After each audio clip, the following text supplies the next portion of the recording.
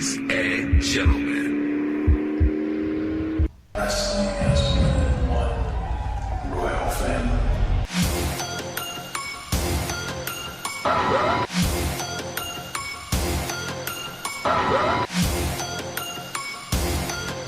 I am my kingdom!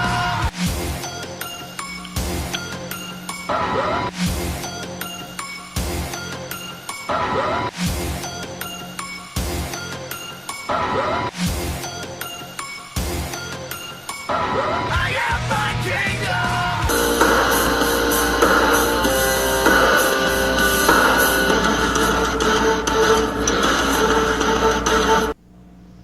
It's January 6, 2020, which means we just got done with back-to-back nights of Wrestle Kingdom for the first time ever.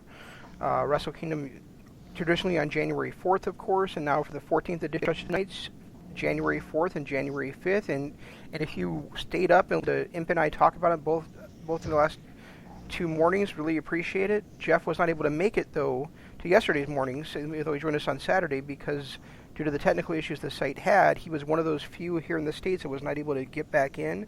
So I'm going to let him take it over for a few minutes while he talks about his overall thoughts on Wrestle Kingdom Night 2. It wasn't just the app, though. I couldn't get in on my laptop, my phone, on the app on my phone, on the internet on my phone. I could not access the site, so I don't know what happened. I know they had server issues, but for some reason, I was locked out of it for well over an hour, and at that point, it didn't make me to even talk about it. But I was able to watch it since, and my overall thought was, 9 hours worth of TV, the two nights watching both shows. I thought night 2 had a few surprises that I didn't expect. The main one, that came completely left field for me. I thought for sure he was going to put over Juice and leading up for another program, NJP. What are your thoughts on that? Yeah, I thought it was crazy. I thought it was, that Moxley survived and he kept the title from Juice. I really thought he was going to be there putting over Juice, getting Juice set up for the future. At the same time, though, Juice did not lose anything at all by losing to Moxley in the manner that he made. It was a tough knockout, drag-out match, and Moxley had to hit back-to-back finishers to beat him. And then, of course, we get it set up with my boy, my favorite guy ever, Suzuki, coming down to challenge Moxley. He's amazing. I can't wait to see those two just beat the hell out of each other.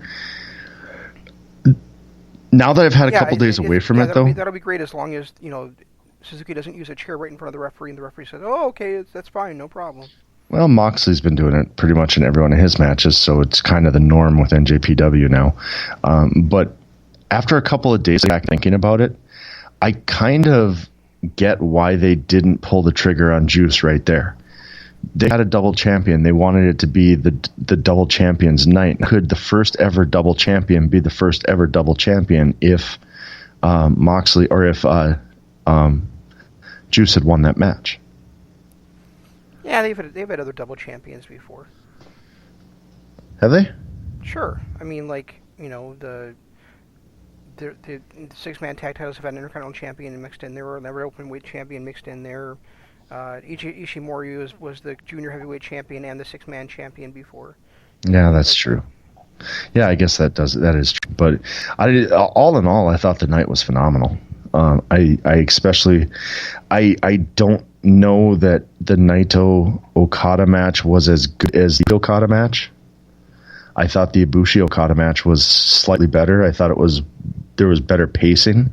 You could tell these two were hurt, especially Naito, because they kind of slowed down a little more than I was expecting. But the match itself was amazing, and I'm so happy they pulled the trigger on Naito to make him the first ever dual champion and of the top two belts, and really made a point to put him over. I liked the ending when he pretty much challenged Okada again for another Wrestle Kingdom main event, and my only issue with it, the ending of the show, was the actual ending of the show. Like, why is Kenta positioned now for a title shot after just because he just got beat down by Goto earlier at night, and he hasn't really had much of an impact other than turning on Shibata. He had a decent G1, but he was the fourth or fifth best person in the G1. He started out strong, but then really tailed off towards the end. It just didn't seem like he was. It didn't seem like he was really poised as the best contender for the championship. That I would have rather seen like Jay White come out and beat him down at the end of it. If there was, especially if there was going to be a Bullet Club. Yeah, but he got to work his way back up, and you know that. But if there's going to be anybody from the from Bullet Club that's going to attack him, it should not have been Kenta. If anyone, because at least Jay White had a story and he had claim to it. And again, too, I as much as I wanted Jay White to win the belt, having it on Naito was the best choice. Yeah, it was, and I think Kenta stepping up here just just gives Bullet Club another heavy hitter. I think that you're such a big Jay White guy. Just like you were with Matt T. I mean, you get to be kind of a homer with these guys, and you can't really. I do, but I don't see where Kenta deserves that shot. That's where I'm at. Regardless of whether it was Jay White or anybody, I don't see where Kenta deserves that shot next. Well, because he took it. I mean that's really part of it. He's a heel. He took what he wanted. He doesn't necessarily deserve it in the in the storylines because of his overall record, and like you said, he just lost Hiroyuki Goto. But he also didn't come to New Japan to sit on the sidelines. He came to be the star that he was in Pro Wrestling Noah, and so for him to come out there and just take that shot and go after Naito, basically like jumping ahead of everybody else that quote unquote deserves that spot is perfectly in character with his new Bullet Club persona. Yeah, I guess. Just don't like it. I really don't like it. I thought the junior heavyweight match I thought was great. I thought Mox and Juice put on a hell of a show again. My overall feelings was there might have been too many title changes.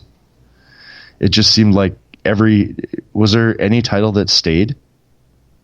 Unfortunately, yes, there was. Which one? Sonata did not get the British Heavyweight Championship. Yeah, but outside of that, every other title changed. And that's the second year in a row that every title has changed at Wrestle Kingdom. It's starting to become almost too much. I don't think so. I mean, I think last year I kind of felt that way, but this year I don't, simply because to me this they kind of set everything right from what they did at Supercard at G1 Supercard to me. I felt like Naito shouldn't have won the Intercontinental title at Dominion. I felt like, I felt like Okada shouldn't have won the title from Jay White at Supercard. I felt like the Guerrillas of Destiny shouldn't have left there with the championships. I felt like Ospreay shouldn't have lost his title there. And so, like, for everything, for maybe too many titles changed hands, but maybe they just kind of righted the ship to the way, at least that I feel it should be right now. The way that I guess, and that does make sense. I mean, the belts, I can't complain about the people that hold the belts now, because I don't think there's anybody on there that maybe shouldn't still hold the titles. So it's that's not my complaint. It's just it starts to get a little too much when it's every single belt changing hands. And when it's 2 years in a row, now next year at Wrestle Kingdom, I'm going in expecting all of the title holders to lose. And then if none of them do, then you'll be like, there weren't enough title changes. No, that'll never come out of my mouth. That will never come out of my mouth. But I don't know. Overall, I felt like the show was great. I felt like, especially, I think night one might have been better than night two. Night two kind of drug on a little bit, where especially once you hit the White Kota Ibushi match, because it got to a point where it just, how many times can you sell he got his ass beat last night, so he's not going to be in as good a shape. And they started to do that in almost every single match. No, probably 3 matches they did that in. Every single match is a bit of a stretch. 3 or There's a lot of matches 4. on that card. Well, yeah, there were matches on the undercard. Yes, you're correct. No, I said there was a lot of matches on the card. So I mean, it's not. So I mean, saying they did in almost every match when they did it in 3 of the matches is a bit of a stretch. It was still too much. I'm going to be right about this. It was too much. Maybe someday you will, but you're certainly not now. I don't know. I personally go ahead. I've been reading all over everywhere too that people are putting that Okada Naito match up there as one of the top, definitely the second or top 2 of Wrestle Kingdom, and I don't agree with that. I felt like the pacing was too slow. I felt like they didn't have the kind of hard hitting back and forth that Kota and Okada had the night before. I felt like they were trying to do that, but they just didn't have the same kind of intensity that Kota brought.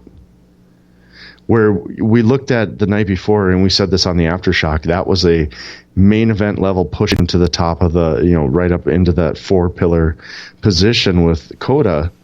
I didn't feel that same way with Naito Okada. It felt like they were holding back at spots. It felt like they were just letting each other rest a little too much. The timing, like I said, wasn't there. The Destino spots, towards the middle and the end was getting a little overdone. The fact that, Okada kicked out of a Destino earlier on, but then that last one put him away when it wasn't anything overly special. And there was not too much of a real special lead in to it. I felt like it was a wasted moment. It had some drawbacks, I guess is what I'm going to say. In my mind, anyway. First of all, no, Okada did not kick out of a Destino. Yeah, he did earlier on. No, he didn't. Oh, he kicked out of the running one. Yeah. Which is not a real Destino. Nobody has actually ever kicked out of the Destino. Well, according to Kevin Kelly, he kicked out of the Destino.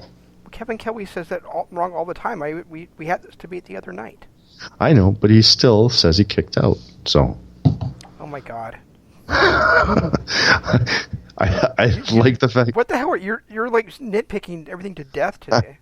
I'm tired tonight. I think that's it. I didn't get a whole lot of sleep all weekend because someone had me up all night watching wrestling, and then, I like Takahashi getting the win over Liger. I thought was the right move. I kind of wanted Bullet Club to win that match. As big a homer as I've been for RP3K for years, I really felt like Bullet Club should have won that match, although that was an incredible match between the two teams. I want to see that again. I definitely want to see those guys again. It's hard for me to say that ZSJ should have lost to Sonata as much as we both love Sonata. But those are a great match as well. And then it's weird because the same type of match with Moxley against Robinson, the first time they met, I hated it. This time I actually liked it. And then I really felt like Goto outperformed Kenta in that match.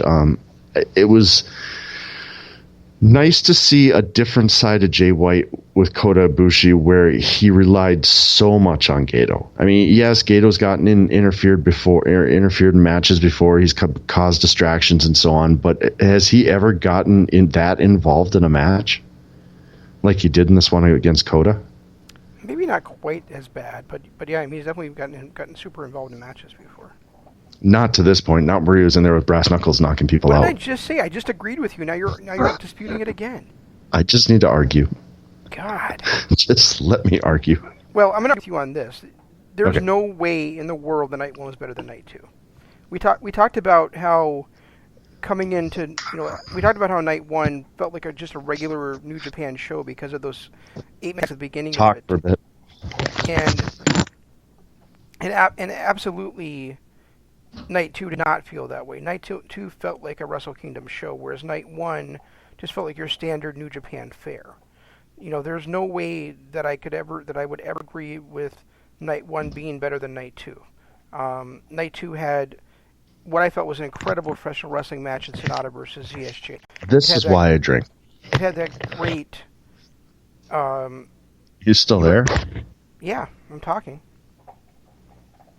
Shane? Can you really not hear me? All right, now I can. Jeez.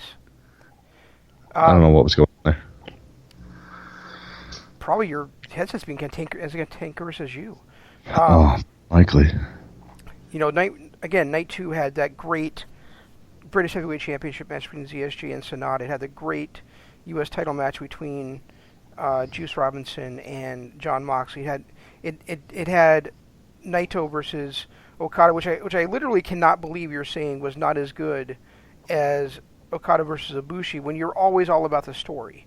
And the story coming in was really this year's long struggle of Naito to not only overcome Okada but to win the title on the big stage. I'm not saying that the story wasn't great. I'm saying that the match itself was not. And when you look at the two on an island, and you just look at the matches, We never do that. We always take into account the entire presentation.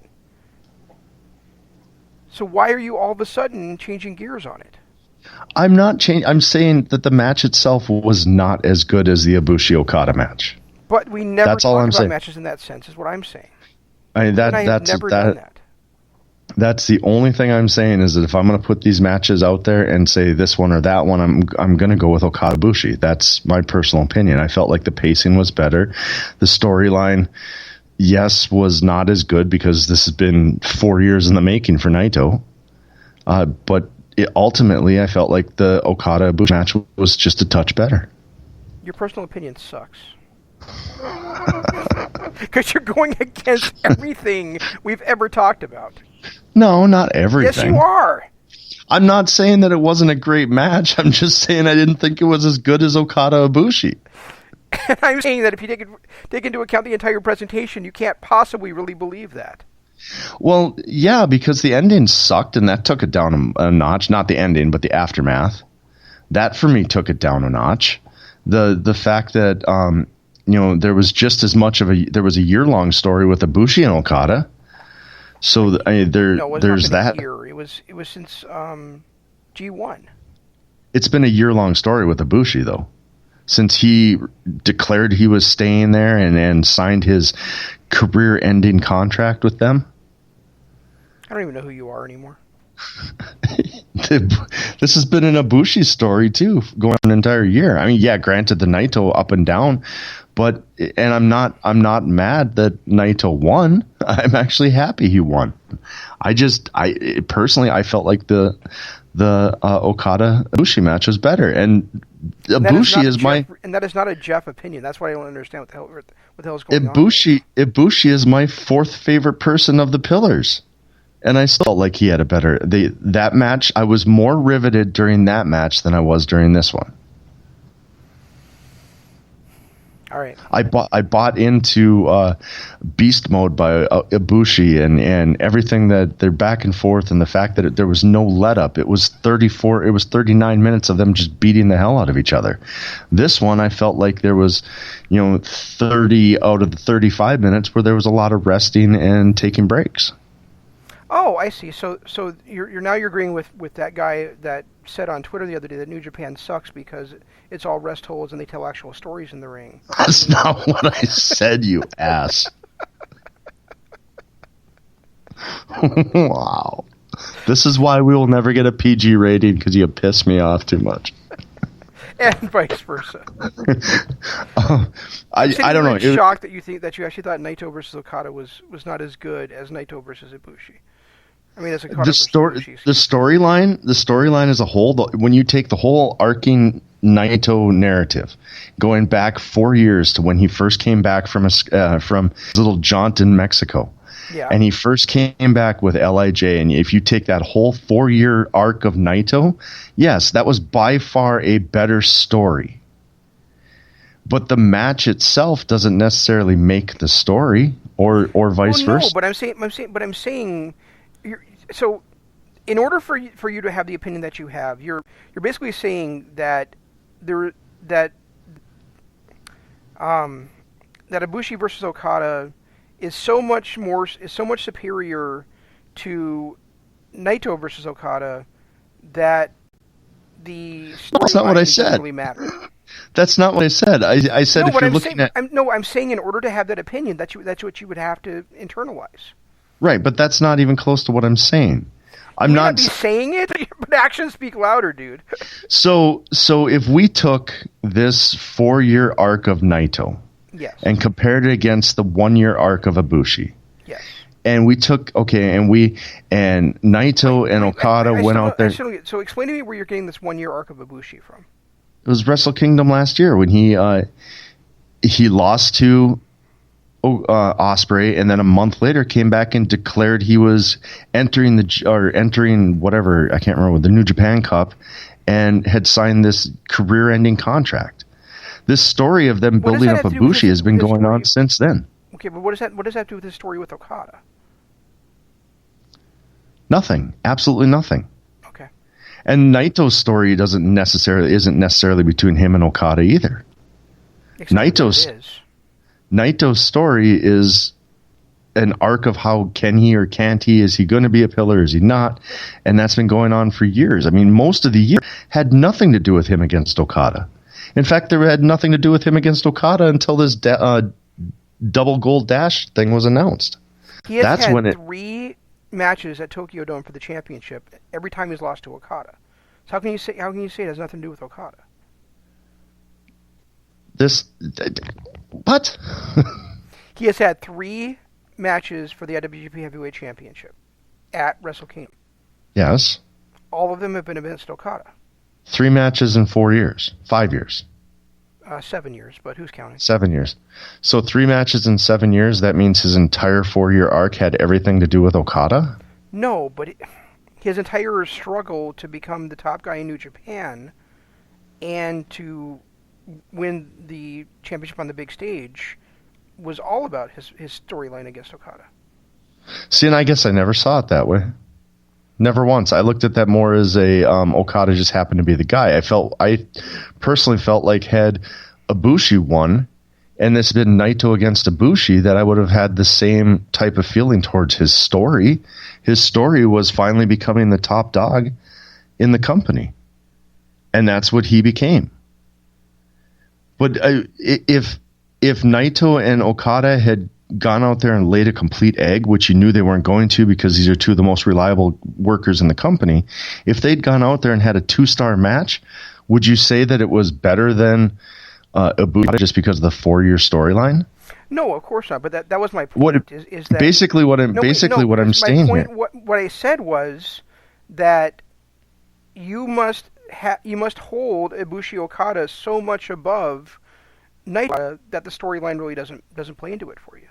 No, I'm not saying that at all. I just personally enjoyed that Okada Ibushi match better. I thought that was a 4.5-star match. I felt like this one between Naito and Okada was pushing 4. I thought there was just too much not progress. It's hard to explain that. I guess I don't know what I'm saying there, but I didn't feel like this was a 4.5, 5-star match on its own. When you factor in the story and Naito's success and everything, and then that crap with Kenta, I thought pulled it down even further. So then, but when you look at the entire story leading in, yeah, I'll give 4.5 stars as a story, but as a match, this is a 4-star match for me, where I felt like Ibushi Okada was 4.5, pushing 4 3/4. Where I will not even agree with you, but just kind of be on your side a little bit here, is that Sir Sam actually said that this is possibly the greatest match of all time, and I was like, wait a minute, it doesn't even touch any of the Omega Okada matches. So right? Yeah, I can take. What the hell is my kid doing? What were you saying? He's cheering. I was going to say all 3 of Okada Omega matches were better than Naito Okada. And like I said, personally, I felt like there were 2 matches on night 1 that were better than this one.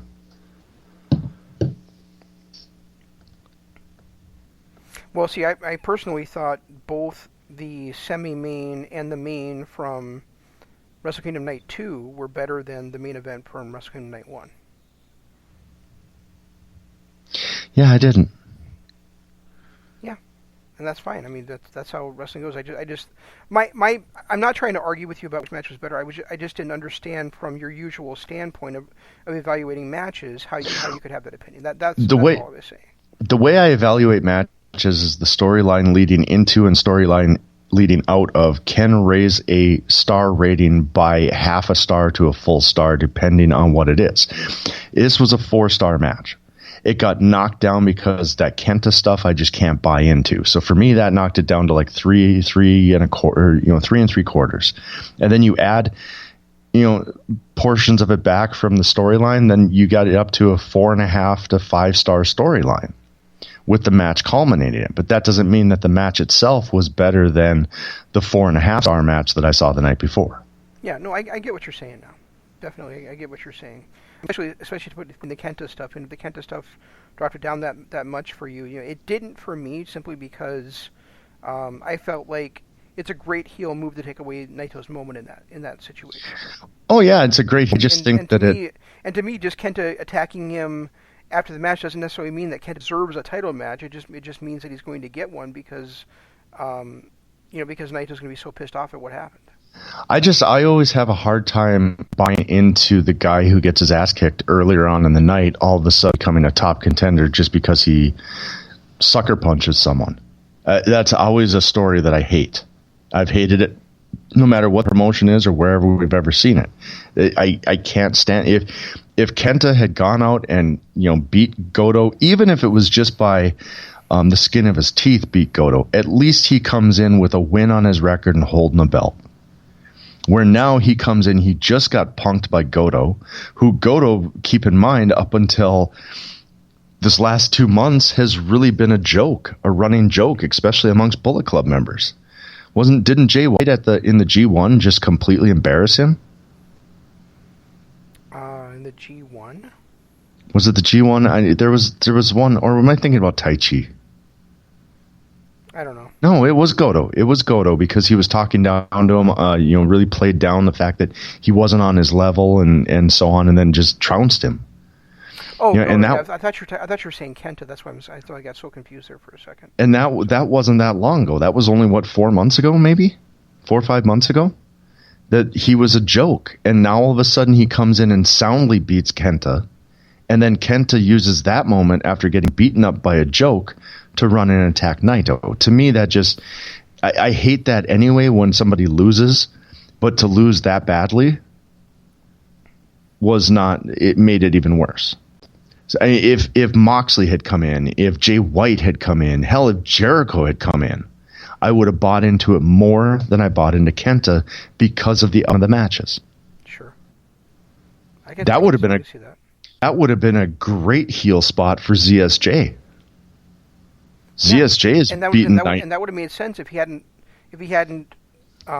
defeated Sonata to keep his championship. Now, even if he had, I think the idea is they want somebody that isn't Okada, isn't White, and doesn't currently hold a championship. Yeah, and that's a possibility. But to me, the guy that would have been in a better position to do that to Naito would have been ZSJ. Had feuds with Naito. He's beaten Naito.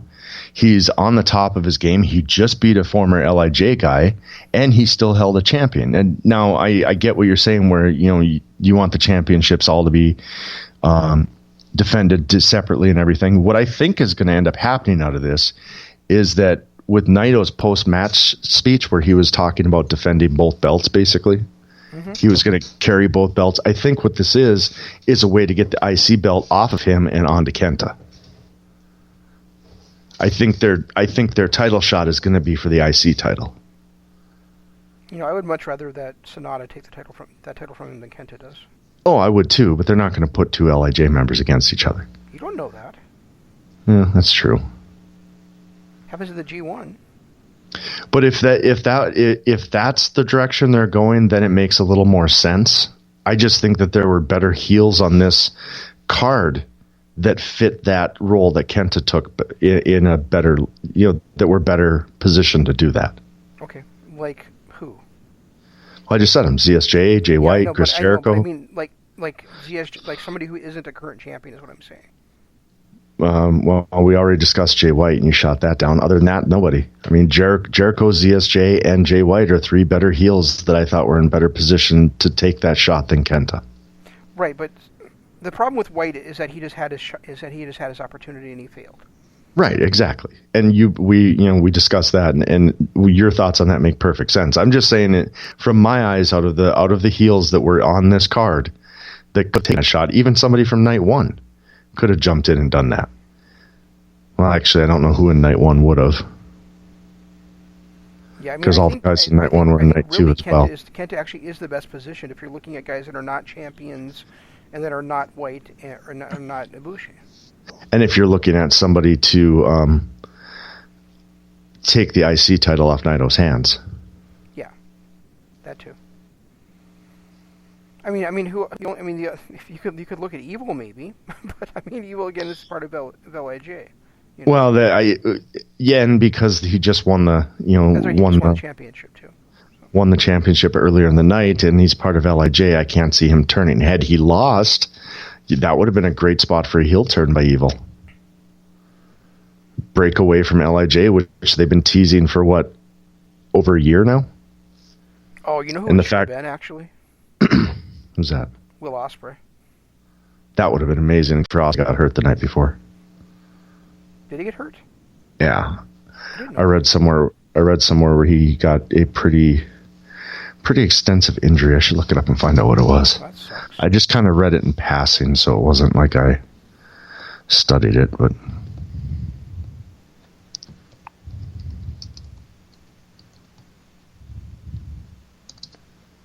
Yeah, I mean, I have no problem with Kenta being in that spot, and I think that, I see what you're saying, and yeah, I mean, it did ruin the moment a little bit, but I didn't think it was something that would have brought down the star rating of a match or anything. It was just a heel injury. Oh, okay. He was just icing it, so yeah, Ospreay would have been a good spot, would have been a good place for that too, and that would have been a nice way for him to get away from the faction that he really isn't a part of, anyway, which is Chaos. Yeah, it's so weird. It's so weird to have him be in a faction whatsoever, you know? Yeah.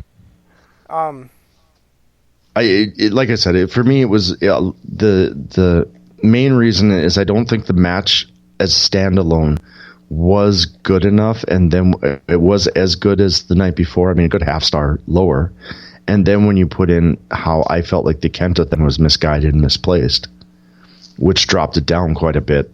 The story couldn't make up for where everything was at the end of the night. Yeah, I get where you're coming from now. I just I still don't agree with you though about the fact that night 2 was better, or night 1 was better than night 2. Night 2, I was saying. Did I say night 2 was better than night 1? I thought I said that there were two matches from night 1 that I thought were better than anything on night 2. Yeah, you said night 1 was better than night 2. Okay, yeah, I misspoke. That's not the case. No, I wish I would have been able to watch night 2 live. I wish I would have been able to watch it all in one sitting like I did night 1. I think it would have had a better impact. But no, there's no way that night 1 itself was better than night 2. I thought there were two matches on night 1 which were much better than anything on night. Well, not much better, but were better than anything on night 2. But night 2 definitely was a much stronger card. Okay, gotcha. Yeah, because night 2 actually felt like a Wrestle Kingdom to me, whereas night 1, as we talked about on Saturday morning, just felt like a regular New Japan show to me. Yeah, because every match on night 2 was a title match, with the exception of White versus Okada, or White versus Ibushi. I mean, yeah, say what you want about the Jericho Tanahashi match not being for the title, but had Tanahashi won, he would have gotten a shot at the title, which essentially is the same thing. Yeah, and actually every match on the card, even Ibushi White had big stakes to it. So right, exactly. It was not the case on night 1. On night 1, there was a handful of matches that mattered. Right. And 1, 2, 3, 4. Yeah, there were 5 matches on night 1 that mattered. There was like 8 there were 9 that matter. 9 matches if you count the it never opened to begin the night on the pre-show. because every match. And really, we should. I haven't had a chance to watch that match yet, but yeah, I mean, definitely it mattered because the title changed hands. Well, and it was, least, and it was for the title, regardless if it changed hands or not. It was the same crap we see every single year, but it was still a title match, and you can't say anything less about Liger Takahashi, and for Liger to eat the pin to Takahashi and put him over even more. That every match on night 2 mattered. Maybe 4 or 5 matches on night 1 mattered. Exactly. So yeah, I mean, as a show, night 2 overall show, night 2 was much better than night 1. I just felt like there were 2 matches on night 2 that were better than anything that I saw on night 1 that I thought were better than anything I saw on night 2. And I still have the junior title match and the heavyweight title match. Yeah. Okay. And I still and I mean the Naito White match I thought was really good, but not up to those 2. I don't even think it was as good as the Naito Okada match. I don't even think it was their best match together, White versus Naito. As I mentioned on Saturday, I kind of fell asleep during that one, so I would have to agree with you at least from what I saw. It was a great match. Yeah, I thought, I loved their one at Dontaco. No, Kobe. The Destruction in Kobe. And that, to me, that might have been, if I sat down and actually really went through and thought about it, that there's a strong possibility that could have been my match of the year. Right. Because, like I said, that had story that leading in, story leading out, that had just a great performance by both guys, not only character-wise, but in the ring, wrestling-wise. That, to me, was almost a perfect match. Right, and I feel the same way. I don't know, and we talked about this a couple weeks ago too. But I don't know what my match of the year is. But I mean that is certainly, well, no, I'm sorry, I do know my match of the year is because it's Cody versus Dustin. But that one's certainly up there in my top 5 for sure. And it's like I said, I'd have. And while currently, I think my top 5 would include White versus Naito. It's definitely not going to be there by the end of the year. So. Well, because there's only 5 matches that really have mattered, I have to agree. Right, that was my point. Is that we've only had a handful of matches this year, and so that's why it's currently in there. But it probably wouldn't last that long. Yeah, because right now I've got, in no particular order, but Darby Allin versus Cody, Takahashi Ospreay, Okada Ibushi, and Naito versus Okada would probably be my top 4, and then it's kind of a throwaway from there into White, or if it's Jericho Tanahashi, because that's a great match too. See, that one I thought was a good match, but I didn't think it was a great match. I think I ended up giving that one like 3.5 stars. What kind of 3 real shows that we've watched, and this is there's not. I can't honestly. If we go through this at the end of the year, and the wrestling keeps up the way that it has been, I think Okada Ibushi there and Takahashi Ospreay will definitely be there. Otherwise, I don't know if any of the top matches from these first 3 cards we've seen are worthy of being match of the year. Right, but this overall show definitely could be and not just even if we're only going to go off night 2, but if we include night 1, I can't see another event beating what Wrestle Kingdom put on this weekend. Right. I guess we have to talk about that later in the year whether we were going to take this as one. I don't think we actually could just consider it to be one show because of the fact that there are so many guys that wrestled on both events against different opponents. Randy Savage wrestled 3 times at Wrestle Kingdom or at WrestleMania. That wasn't a tournament though. But I'm just saying, essentially, these were set up to kind of almost weirdly be like tournaments. Double gold dash match, that was clearly a tournament. And you could argue that the Moxley, Juice Robinson, Lance Archer, whatever we call it, Lance Archer thing was somewhat of a tournament. Those are really the only. I could argue it, but whether I really would believe that in my heart, I don't know. No, I wouldn't believe it in my heart either. But you could definitely say that this double gold dash was a tournament. Right, but then you also have Takahashi wrestling a different match on the night. You have Liger wrestling a different matches on the night. Yeah, you know what? And that could actually be considered a tournament also because it was the last two matches. You know.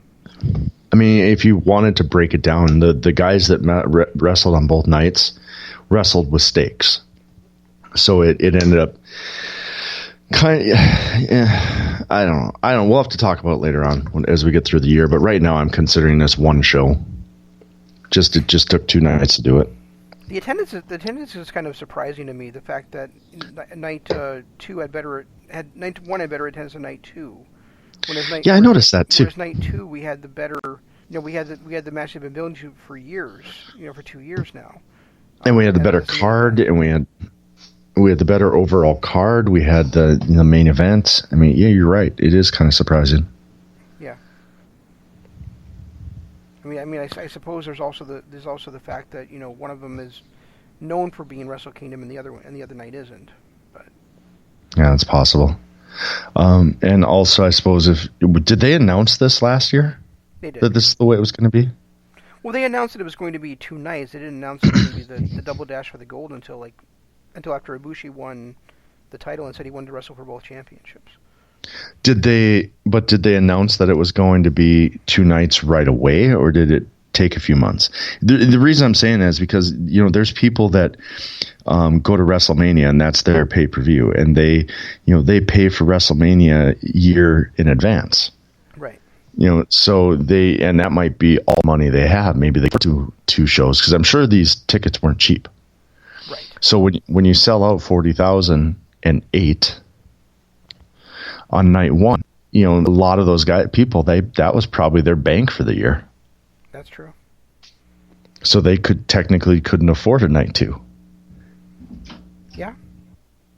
But then you also have to consider that also would then What's wrong, open Boo? other tickets for other people too. True, that is true. If there, maybe in the past there was some that that couldn't make it and would be able to now, and vice versa. And so I mean, really doing 70,000 tickets in 2 days is nothing to sneeze at. Go get your cup. All. No, it's not. But it's all hell's breaking loose in here right now.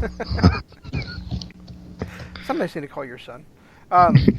But that's it's so surprising to me. I guess that but no, they did announce it. To answer your question, they did announce it last year that it would be a 2-night event for this year. Okay. So. Okay, yeah. So, but like I said too, I mean, maybe a lot of the people that go to it every year, and they just all their bank was done. They couldn't afford to go to night 2. But it is surprising to see history made, like we were about to see. The first ever co-holder of the top 2 championships, and you would think that night would outsell the first night. Yeah. Well, I know for sure that if I were flying over to Tokyo to go to Wrestle Kingdom, I would, I've already spent those plane tickets. I've already got my hotel room. I'm going to find a way to get that tickets for the second show.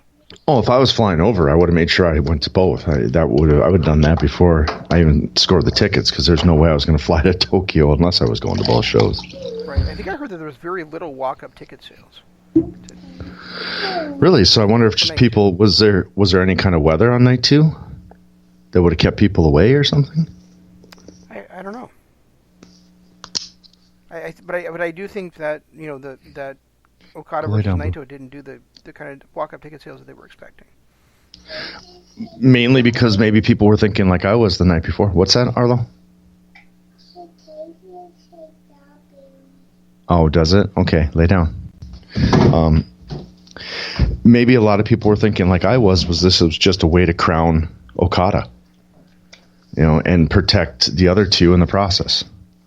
We'd seen Naito lose so many times that it was just. My biggest fear was that Naito was not going to win this match. Yeah. And that was one of the things that I said on, after night 1 was over, is that's what I'm afraid of. I was afraid they were doing this just to give Okada that recognition. Turned out I was wrong, and thankfully I was wrong, but maybe there's a lot of people that felt that way too. Were you one of the ones that cried when Naito won the championship? No, dude, I haven't cried since the 80s. Okay. I'm not going to start because a dude wins a championship, especially a wrestling championship. All right. Yeah, Quickly, we should probably go over. I love these cards. I mean, it's so great to have. WrestleMania is Wrestling Christmas for so many people, and it was for me for so many years. But this is the real, to me, every year the real Wrestling Christmas, so staying up to watch it, was kind of a blast, and I do it every year. But having back-to-back nights to do it and having it on a weekend was kind of cool this year. The Aftershock we did was a lot more fun than I was even expecting. I think it's gonna be fun, but it was more fun than I was even expecting. So that kind of rounded it out too. I really wish I could have done night 2, but unfortunately, it's fine. Technology. Thanks, man. Well, and it's like the gods were trying to keep me from watching this match too, because I couldn't get the app to work, and then the next day we lost power for a couple of hours right as the match was starting, and then the app wouldn't load after that, and then tonight the app crashed on me 5 times while I was trying to watch it. Are you sure that you just hadn't been paying your Are you sure that you're telling the truth, and you'd been paying your power bill and you'd been paying your Wrestle Kingdom bill and all that stuff? The sons of bitches keep taking them off of my card, so I better be paying it. Quickly, we should probably talk about Hard to Kill. Since this it's been almost an hour, hasn't it? Jeez. Yeah. Especially when you get angry at me. I wasn't angry with you. I was frustrated at you because it just felt because you didn't understand where I was going with things and where my point of view was until I got it all aired out. And lately, it takes me a while to air things out. It's all those extra rolls. I see. I think if you had been on my wavelength from the start, you would have saw it, and it wouldn't have gotten you so frustrated. Yeah, I mean, I didn't. Like I said, I didn't realize that the Kenta thing kind of negated the storyline thing for you. It didn't negate the full storyline. I think that the match itself wasn't on the same level, and then when you factor that into losing because of the Kenta stuff, the storyline wasn't as much about him overcoming Okada as I think that could have been anybody in the ring against him, and it would have been a similar storyline. And I totally disagree. He had his 3 matches against Okada at over 7 years, but that's just not. I guess that's not. He hasn't had enough world titles. Like Sonata would make more sense of him having to overcome Okada to win the big one than Naito does at this point. Because Sonata's had, 5 matches in the last 3 years against Okada for the title? Something like that, yeah. So for him, that would make more sense because it's been more Okada being his roadblock. Where Naito, it hasn't just been Okada that's been his roadblock. He's had so many other things getting in his way, including his own faction and his own mentality. Well, that's why I was so excited when Sonata beat Okada at G1 this year. But the thing is that it's been Okada not only being the roadblock for Naito, but being the roadblock for him at Wrestle Kingdom. That was the thing. Right, and it's not. I don't think Naito beating Omega or Naito beating White or Naito beating Ibushi or Naito beating Tanahashi even at Wrestle Kingdom would have meant as much as beating Okada there. And that's possibly true, and a lot of that's not only because he's lost twice previously to Okada, but the fact that that Okada is the stature of champion that he is. Had Kota won it the night before and then lost to Naito, would that win have meant as much because he didn't get past the greatest heavyweight champion in the history of NJPW? Yes. It would have? Wait, I think I confused myself. It wouldn't have meant as much in the long. It had to be Okada that he beat because Okada is the top dog. And for him to be considered the top dog, he had to beat Okada. Right. Not necessarily because Okada's beaten him so many times, just because he had to beat Okada. Yeah, I mean, and like a parallel from history would be kind of like, if the Ultimate Warrior had beaten Randy Savage at WrestleMania 6 instead of Hulk Hogan, would it have meant as much? No, absolutely not. Exactly. But beating him at WrestleMania 7 was fantastic. So. Right. All right. Was it 7 or 6? He beat Hogan at 6, and then he beat Savage at 7. What's 5? What was WrestleMania 5 then? Hogan versus Savage. Oh yeah. Okay, Mega Powers. Okay, all right. Yeah.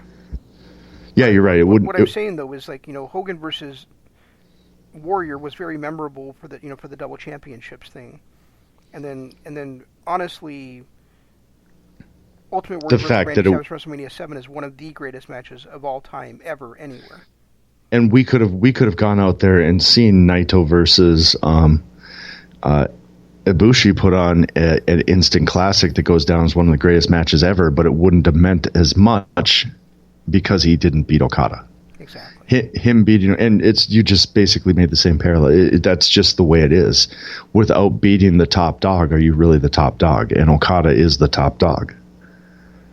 Yeah, I mean, is Ric Flair without beating Harley Race at Starrcade '83? Absolutely not. Yeah. I mean, yeah, he'd held the title 6 times before that, but no, he never would have become what he is without beating Harley Race. No, that was his third title. Was it third? I thought he held it multiple times, a lot more than that before that. No, he held the U.S. title 4 times, and then the world title okay. twice before that. So. Maybe that's where I'm getting. Okay, yeah, he had 6 titles, but not all the heavyweight title. Okay. But yeah, so Naito's been the top dog before, but he's never beaten Okada on the big stage, and I get where you're coming from with that being. I don't think that they packed that storyline together enough to make it be that it had to be Okada, other than the fact that it wouldn't have meant as much if it had been, somebody lesser than Okada. And I think Okada has just been his roadblock all along, kind of like Tanahashi was always Okada's roadblock. Yeah, except for that was different though, because we talked about that on Monday night too. He had nowhere to fall. When Okada was losing the titles to Tanahashi, he stayed up there as Tanahashi's equal. Where Naito and even Jay White, for that matter, have both fallen to the mid card. Right, but I mean, even every time Wrestle Kingdom came around, Tanahashi beat him 3 straight times in the main event of Wrestle Kingdom, and then finally Okada beat him. But it made more. I don't know how I'm trying to word this, 2 out of 3 years, not 3 straight years, 2 out of 3 years, because that other year it was when Tanahashi faced Shinsuke in the main event for the Intercontinental title, and that was the other thing about Naito is the first time he got a shot for the world title at Wrestle Kingdom, the fans voted it to not be the main event. Right. So it's redemption all the way around.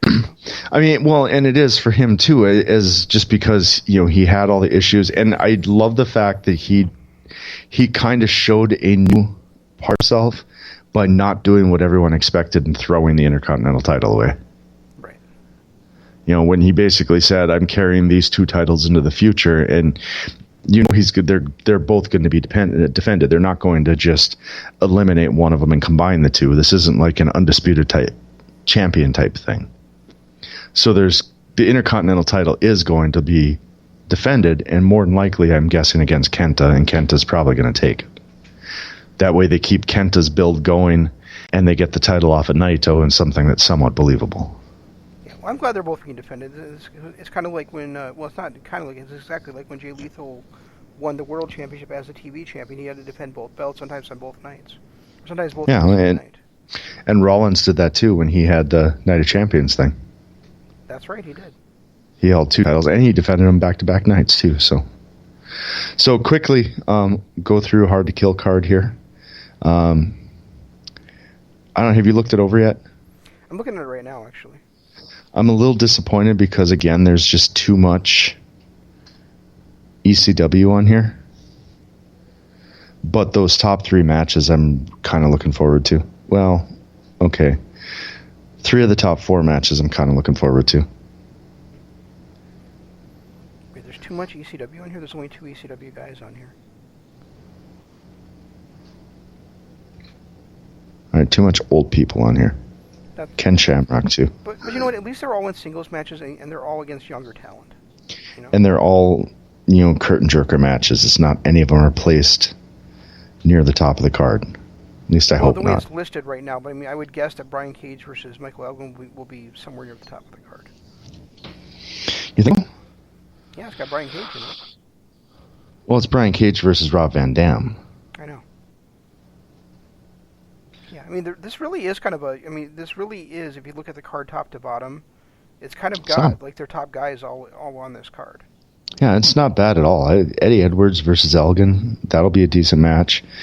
Rob Van Dam just is annoying. Rhino still has it, so I'm okay with watching Moose. I haven't seen enough out of Shamrock to think that he should even be in that match. Again, though, there's certain people that are missing. Like, where's the Golden Draw? Where's the rest of the Rascals? Yeah, I know. I mean even those two teams were against each other, I'd be happy. Like, get rid of Shamrock versus Fulton and put OBE versus the Rascals. Yeah, exactly. I mean, we've got Trey versus Ace Austin, which obviously that feud's been building for a while, but the other two Rascals should be on here, and so should OVE. And neither one of them are. Right. Instead, we could have had a tag match with Moose and Fulton against Rhino and Shamrock.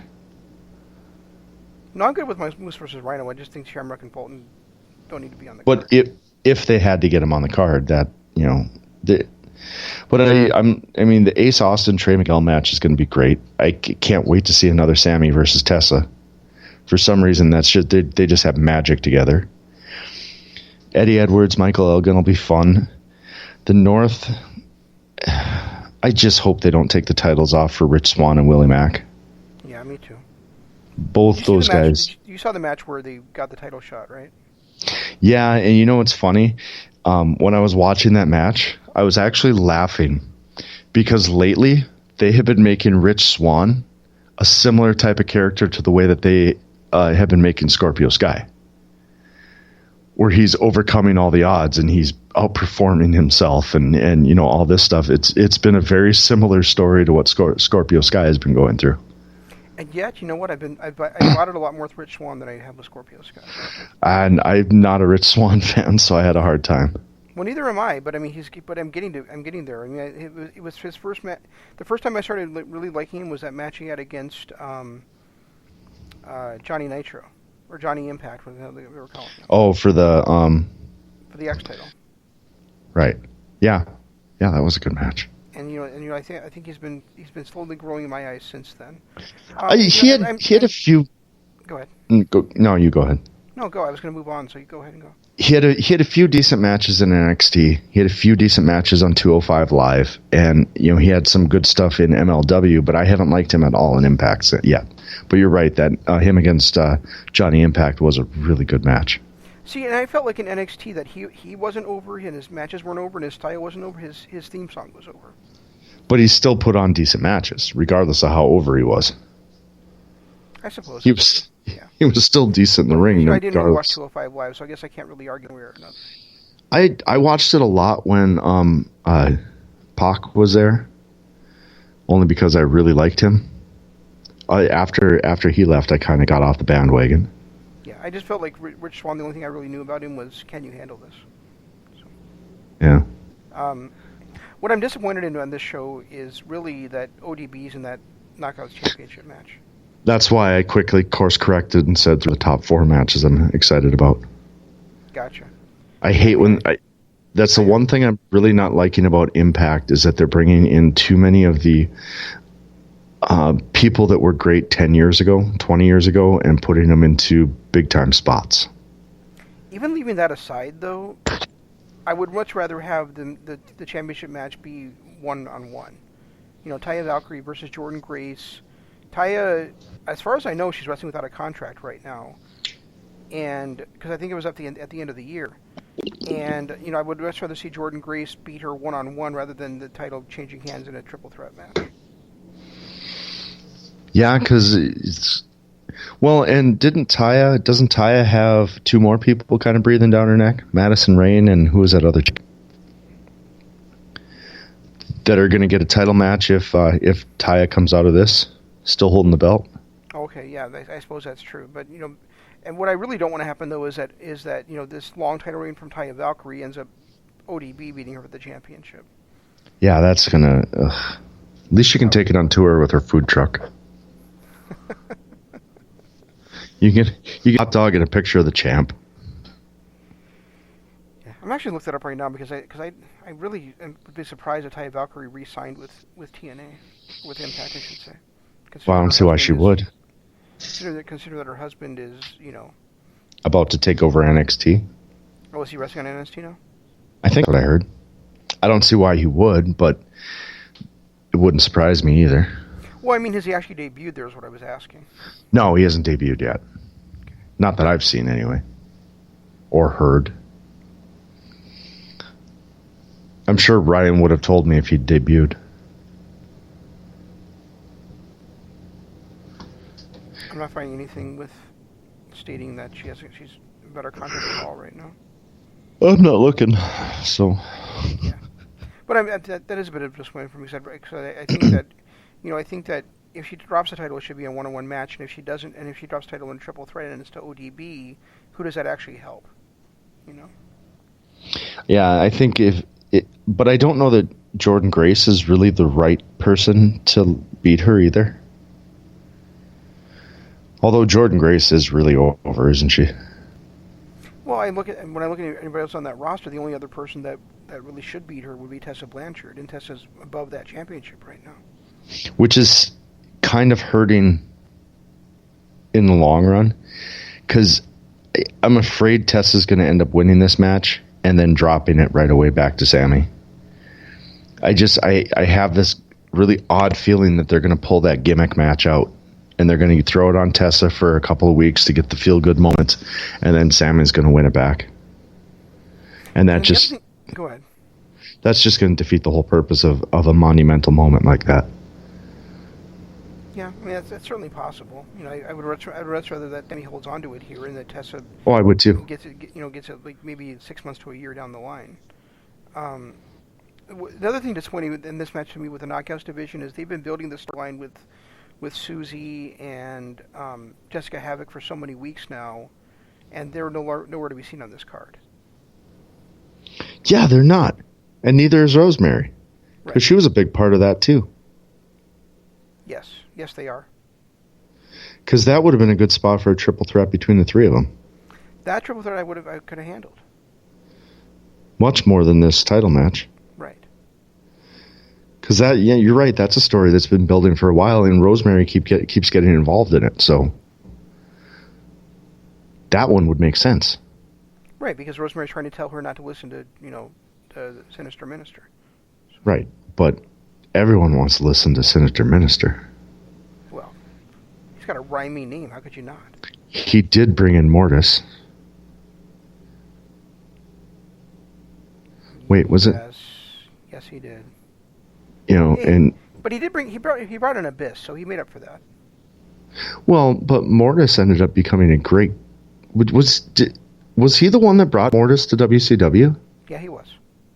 Yeah, and you can't argue with Chris Kanyon being one of the all-time. Cage can, because the new thing is who better than Cage? Well, Chris Kanyon. Not anymore. He's dead now. Yeah, but come on, he was him and Shane Helms, and both of them are two guys that are absolute innovators. They revolutionized. You want to talk about Rob Van Dam? Oh, I invented all these moves. No, dude, the only thing you ever invented was kicking a chair into somebody's face. You want to look at innovators? Look at Chris Kanyon and Shane Helms. Those guys were innovators. Look at the guy in Ring of Honor. I can't think of his name right now. Alex Shelley, another innovator. Those are innovators, not Rob Van Dam. So yeah, that story. He's invented his fair share of things too. Yeah, Frankie has too. There's a lot of Future Shock DDT was his before Drew McIntyre stole it. Who better than Cage? Zombie Canyon. Who better than Cage? Well, I just named 4 guys.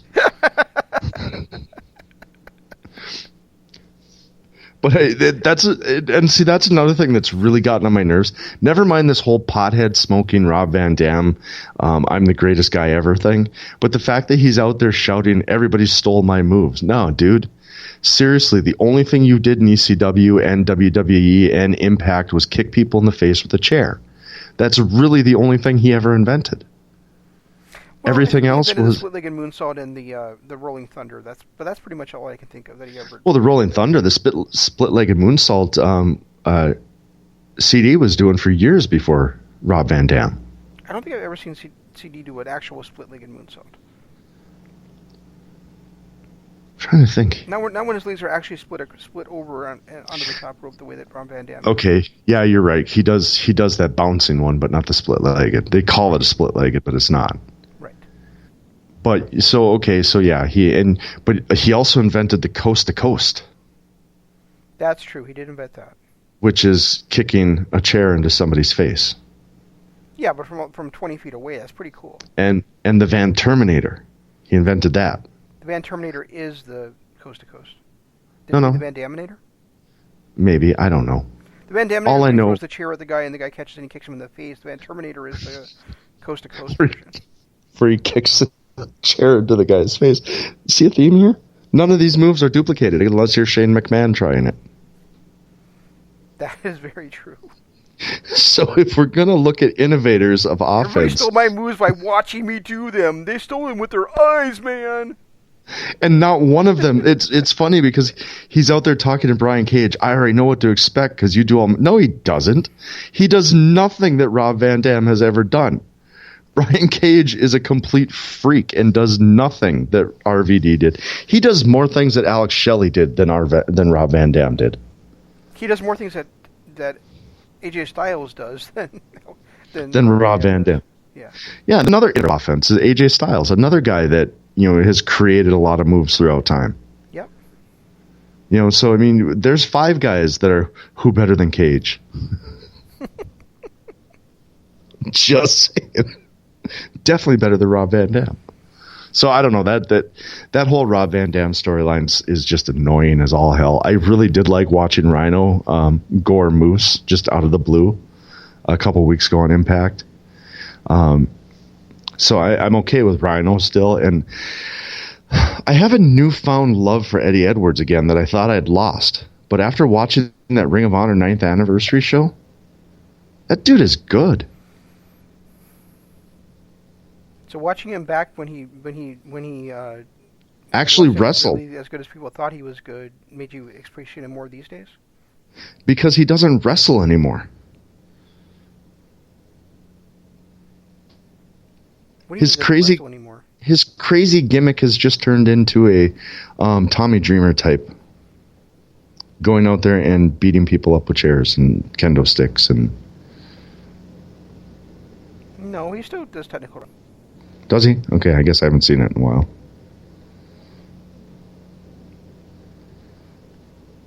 Anyway, once you let everybody else, everybody can listen to us at. Guys, check out our Patreon, patreon.com/Kingdom of Honor. I'm going to do a preview show today, but we had so much to talk about with Wrestle Kingdom and this show that we didn't turn this into another 2.5-hour show like the last couple have been. So we're going to probably do that next week since you're not going to be able to watch Hard to... I don't know. We'll have to talk about it. But, go to patreon.com, check out our exclusive shows, check out our archives. All of it is for a small nation that does help out this show continue to continue this greatness that you've just listened to. Also, I'm at Regi Co-op. He's at Zanman LOP. Use hashtag DAD and hashtag KOH to find us. Easiest way to find us is that way. And, of course, our YouTube channel, youtube.com/Kingdom of Honor, where you can listen to this show.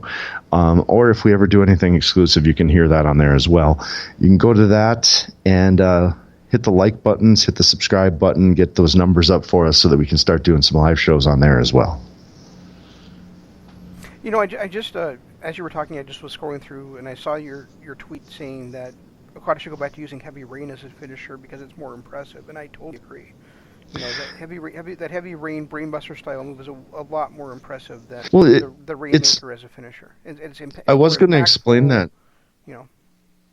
I was going to explain that to Ryan too. It looks like an AA, except he turns it into a brainbuster at the end. Right. It's a much, much better move, and I really wish he'd go back to using that instead of the Rainmaker. Yeah, I mean, the Rainmaker, I think, works well simply because there's so many different ways to counter it.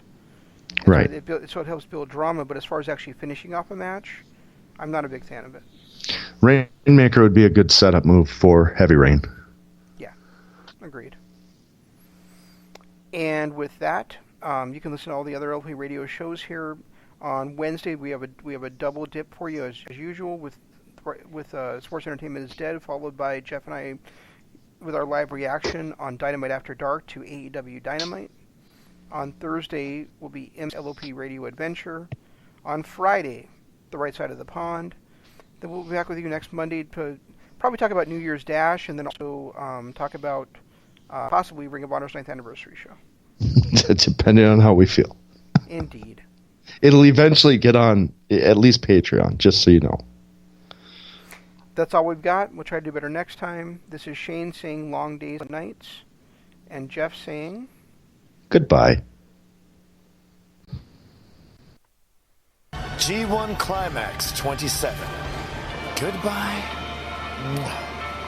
and good night.